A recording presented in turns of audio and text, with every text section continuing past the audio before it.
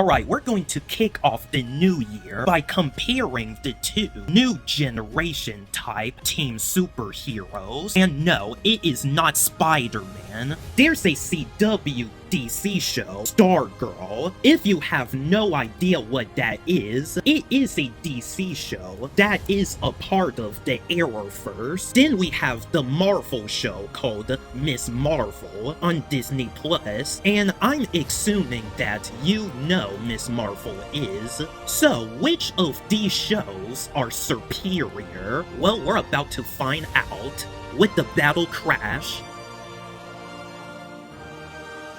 Alright, the story in the Stargirl series, it's about a group of superheroes called the JSA has all died saving the world, and then we followed the main character, Courtney Whitmore. She is a bratty teenager who grew up without a father, and she is not happy to have a stepdad. Well, she believed that Starman might be her father, but in reality, he is actually not. In fact, her real biological father is actually an a-hole. Well, anyway, Courtney Whitmore discovered a cosmic staff and also discovered her stepdad was a superhero, and just like that, she became Stargirl. Well, as for the story in the Ms. Marvel show, well, it absurdly reminded me of the story of Spider-Man Homecoming. Well, except it is worse. We followed the main character, Kamala Khan, and she is a huge Captain Marvel fangirl that discovered the power bracelet, or whatever this thing was.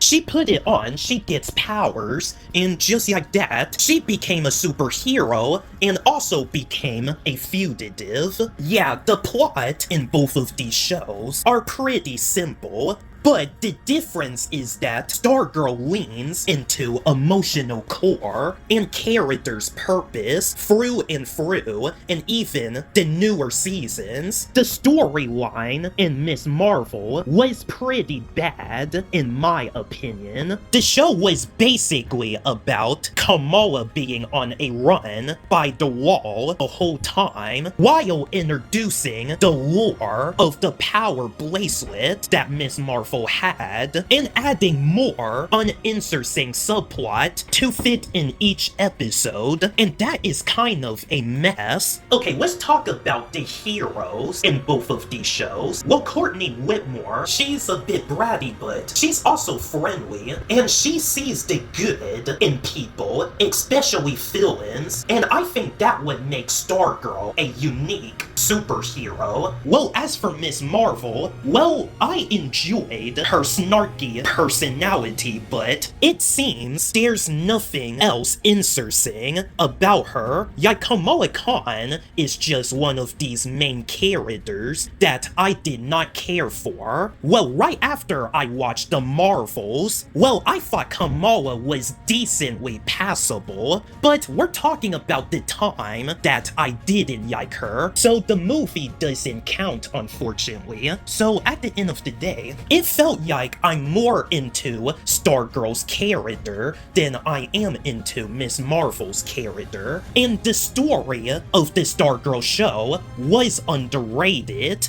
and memorable. Well, even I finished watching Ms. Marvel, I have forgotten every single important stuff from the series, and that is not a good sign. Oh, and don't get me started with the forgettable side characters that was in this show.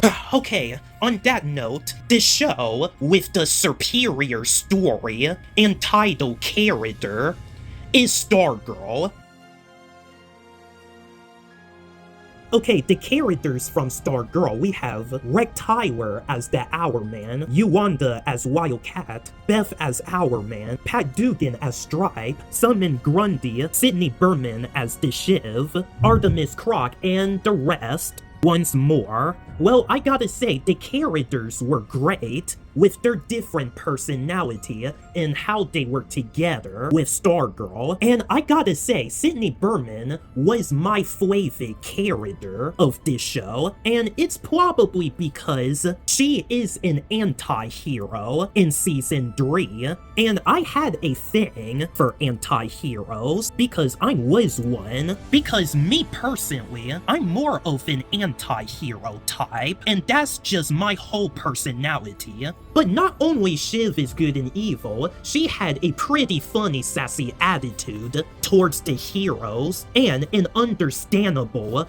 backstory. Well, as for the characters from Ms. Marvel, well, I have no idea who they are and what their name was, and that's how forgettable the side characters were. Well, Stargirl characters are far more memorable than Ms. Marvel's, and the heck, I even remembered the supportive characters and all that. When Stargirl had a big team up with her friends against the ISA during the climax of the first season, well, to me, it felt like the first Avengers movie from 2012 all over again. Well, here in Ms. Marvel's, the characters were just comedic, and that doesn't do anything really. Well, as for the title main character's ability, well, Ms. Marvel has the power bracelet where she can just dress her arms, well, just like the wannabe Mr. Fantastic, and it has cosmic energy. Well, Stargirl has the cosmic staff, and it also had cosmic energy. She can just do gymnastic move and all that, and the staff has personality, and that makes it one of the characters in the show. So yeah, in conclusion, Stargirl has better characters that are entertaining, and I think Stargirl slightly have better powers, and this is why I'm easily going to give this round to DC Stargirl. Okay, well, Stargirl has many main villains in this show, but I'm just going to say that Stargirl Season 1 villain was Brainwave, and then the second season was Eclipso, a Pennywise level villain, and now Season 3, Icicle. All 3 of these villains are Fred-ing, and they made a great impression. Well, although I think Brainwave was a little bit wasted in the first season. In the very first episode, he lost against Stargirl by getting a seizure when she put the staff into his face, and when he comes back for the climax, he just got killed by the new Wildcat. But with that being said, the Stargirl villains were great. Well, as for the Marvels, well, I am kind of confused of which are the real villains of this series, and I certainly don't remember if they're actually the villains. First, we have these people that go after these HN power bracelet lever, and then we have the FBI leader and some crap like this. Yeah, I guess I'm going to give this round to Stargirl yet again, because not even Ms. Marvel has some great and memorable villains to compare to Stargirl.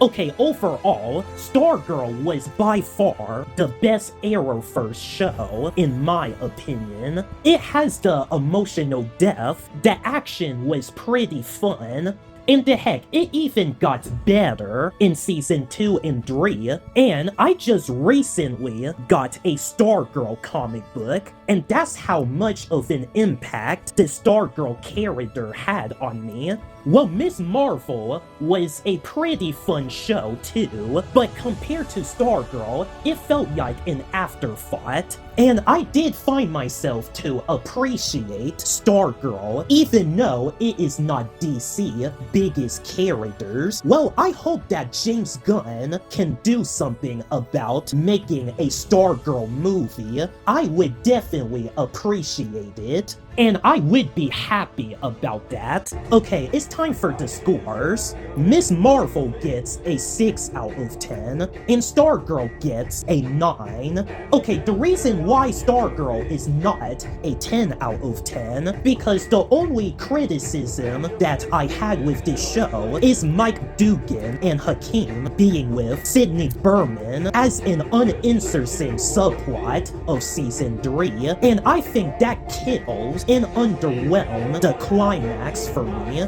But so yeah, Ms. Marvel is maybe cool in a way, but Stargirl was the most interesting female superhero character that I ever discovered. If you've never seen the Stargirl series before, then I would highly recommend it.